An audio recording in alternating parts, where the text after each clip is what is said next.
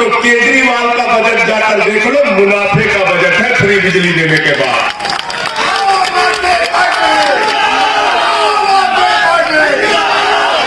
बोले सब कुछ फ्री करना, ये राशन भी फ्री, बिजली भी फ्री, पानी भी फ्री, ये कैसे सब कुछ फ्री? मैंने कहा मोदी जी चलो शुरू करते हैं, योगी जी आइए मिलकर शुरू करते हैं। सबसे पहले प्रधानमंत्री की फ्री बिजली बंद होना चाहिए कि नहीं होना चाहिए?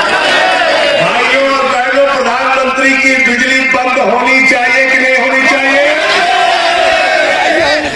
आइए मिलकर योगी आदित्यनाथ की फ्री बिजली बंद करते हैं। मैं सांसद हूं, लेकिन मैं भी कह रहा हूं 5000 यूनिट महीने का फ्री बिजली मिलता है हमको, बंद करो फ्री बिजली। मंत्रियों की फ्री बिजली बंद, विधायकों की फ्री बिजली बंद करो, राष्ट्रपति की फ्री बिजली बंद करो। अगर उनकी फ्री बिजली बंद नहीं कर सकते तो गरीब जनता को 300 यूनिट बिजली फ्री दो। ये उनका पैसा है जिससे तुम फ्री बिजली दो। ये पैसा किसका है भाई? बाबा जी जो हेलीकॉप्टर में गड़गड़ाते हैं, किसका पैसा है? किसका पैसा है? आपका पैसा। ये डीएम, एसपी, ये मंत्री, ये विधायक, ये सांसद, ये जो बड़ी बड़ी गाड़ियों से चलते हैं, किसका पैसा है? किसका पैसा है? तो केजरीवाल जी आपका पैसा आपके लिए लगाते हैं और भाजपा, कांग्रेस, सपा, बसपा वाले आपका पैसा लूट कर ले जाते हैं। ये बुनियादी फर्क है। गलत तो नहीं कह रहा हूं? गलत तो नहीं कह रहा हूं? तो इसलिए क्या कहते हैं भाजपा कांग्रेस के लोग? कहते हैं केजरीवाल को राजनीति नहीं आती। मैंने कहा बिल्कुल ठीक कहा बेईमानों, केजरीवाल को लूटने और भ्रष्टाचार करने की राजनीति नहीं आती, केजरीवाल को फ्री बिजली कैसे देना ये राजनीति आती है। और उसमें तुम फिसड्डी हो। तुम्हारी मनहूस पार्टी ने गांव-गांव में शमशान बनाने की ऐसी बात कही कि कोरोना की महामारी में गांव-गांव में शमशान बन गया, शमशान बन गया। ऐसे मनहूस लोगों को उत्तर प्रदेश की सत्ता से हमें हटाना है। एक कहानी सुना के मैं अपनी बात को खत्म करूंगा। एक बार एक हंस और हंसनी हरिद्वार से भटकते भटकते भटकते रेगिस्तान के इलाके में चले गए। ध्यान से सुनना ये कहानी। बहुत काम किए, पूरे चुनाव और काम आएगी और जिंदगी भर काम आएगी। जब जब चुनाव आएगा तब तब याद करो। तो एक बार एक हंस और हंसनी हरिद्वार से भटकते भटकते रेगिस्तान के इलाके में चले गए।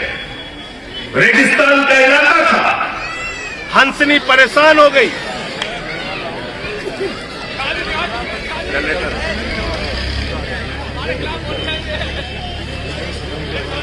तो बिजली मिलेगी। 24 घंटे बिजली का भी वादा है हमारा। बिजली जाएगी नहीं आम आदमी पार्टी की सरकार बनने के बाद। जनरेटर बंद हो गया। नहीं, मैं दिल्ली की बात कर रहा हूं। दिल्ली में जनरेटर बंद है। वहां जनरेटर का, इन्वर्टर का इस्तेमाल नहीं होता है।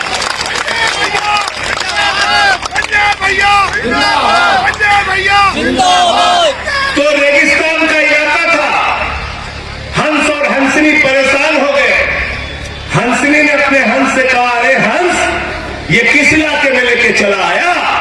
यहां न पेड़ है, न पौधे हैं, न झील है, न झरने हैं, न हरियाली है, न खुशहाली है। हंस ने अपनी हंसनी से कहा, प्रिय, हम लोग रास्ता भटकते भटकते रेगिस्तान में आ गए हैं। किसी तरह से शाम हो जाने दे, रात बीत जाने दे, सुबह हम लोग फिर हरिद्वार चले जाए। दोनों भटकते रहे। शाम हुई, एक पेड़ दिखा हंस और हंसनी को। वो हंस और हंसनी उसी पेड़ के नीचे चले गए। उस पेड़ के ऊपर एक उल्लू बैठा हुआ था। उल्लू, जब रात हुई तो हंसनी ने फिर अपने हंस से कहा, अरे हंस, ये कैसा इलाका है? यहां तो कोई तरक्की हुई नहीं। ये तो रेगिस्तान का इलाका है। यहां न पेड़ है, न पौधे हैं, न झील है,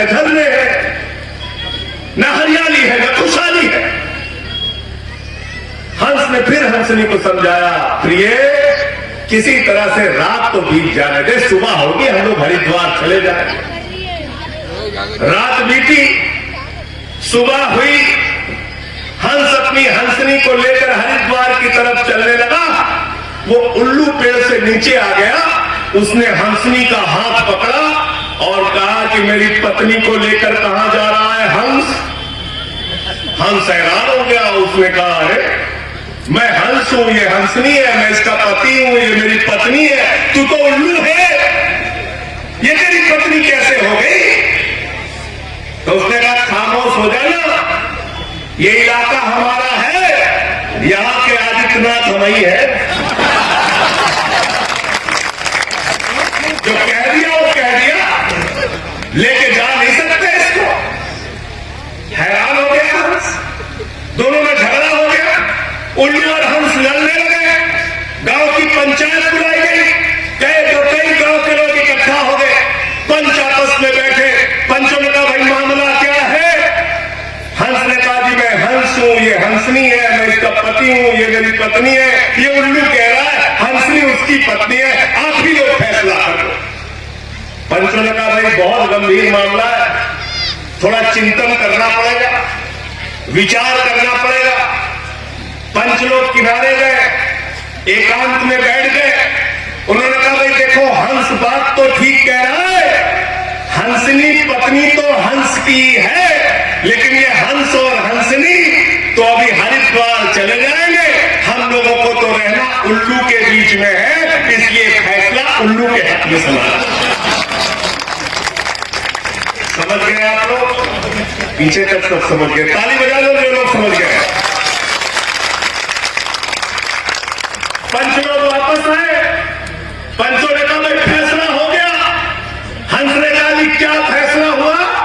बोले फैसला ये हुआ है कि हंसनी उल्लू की पत्नी है और हंस को गांव छोड़कर जाने की इजाजत दी जाती है।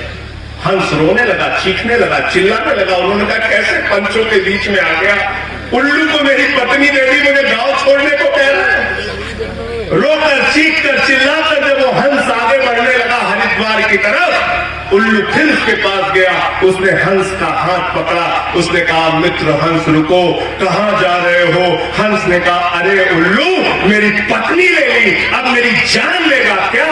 उसने कहा न तुम्हारी पत्नी लूंगा न तुम्हारी जान लूंगा, लेकिन कल रात को जब तुम्हारी पत्नी ये कह रही थी ये इलाका वीरान क्यों है, ये इलाका रेगिस्तान क्यों है, यहाँ पेड़ पौधे हरियाली और खुशहाली क्यों नहीं है, तो मैं बताना चाहता हूं मित्र हंस, यहाँ ऐसे पंच रहते हैं जो उल्लुओं के हक में अपना फैसला सुनते हैं।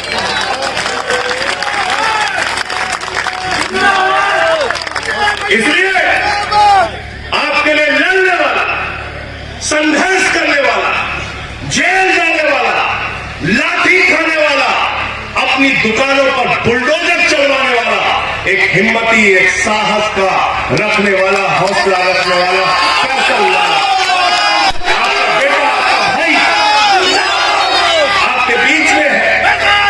अगर इसने परिश्रम किया है, आपकी लड़ाई लड़ी है, आपकी आवाज उठाई है और तमाम जोखिम बर्दाश्त किए हैं, तो मैं आपसे हाथ जोड़कर अपील करता हूं, इनके चुनाव निशान बटन पे अपना वोट देके इनको जिताने का काम करना। हमें नफरत फैलाने वाले लोग नहीं चाहिए, हमें मोहब्बत की बुनियाद पर हिंदुस्तान को बनाना है। ये मुल्क है जहां संकट मोचन के मंदिर में बिस्मिल्लाह खान की सहनाई गूंजती है। ये मुल्क है जहां मलिक मोहम्मद जायसी पद्मावत लिखते हैं। ये मुल्क है जहां रसखान को पढ़कर हम भगवान कृष्ण के बारे में जानते हैं। ये मुल्क है जहां मोहम्मद रफी गाना गाते हैं, सुख के सब साथी दुख में ना कोई, मेरे नाम तेरा नाम एक साचा दूजा ना कोई। यह है हिंदुस्तान। इस हिंदुस्तान की खूबसूरती को जो मिटाने की कोशिश करेगा, हमारे सेकुलरिज्म, हमारी धर्मनिरपेक्षता को जो मिटाने की कोशिश करेगा, उन सबसे मैं कहना चाहता हूं ये मुल्क बाबा साहब के संविधान से चलेगा, किसी योगी और मोदी के फरमान से नहीं चलेगा।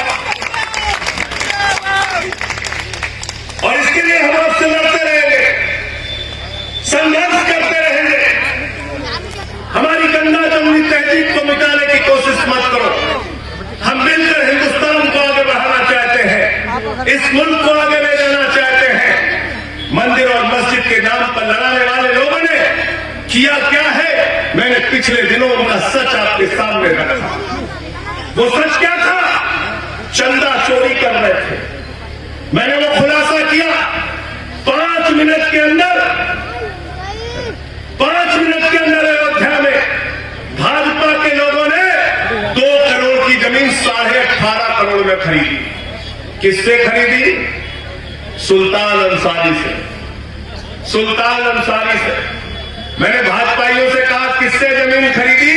बोले राम भक्त है सुल्तान अंसारी। मैंने कहा सुल्तान अंसारी देश का सबसे लकी और भाग्यशाली मुसलमान है जिसके पक्ष में आरएसएस, बीजेपी सारे लोग हैं। माल कमाना था।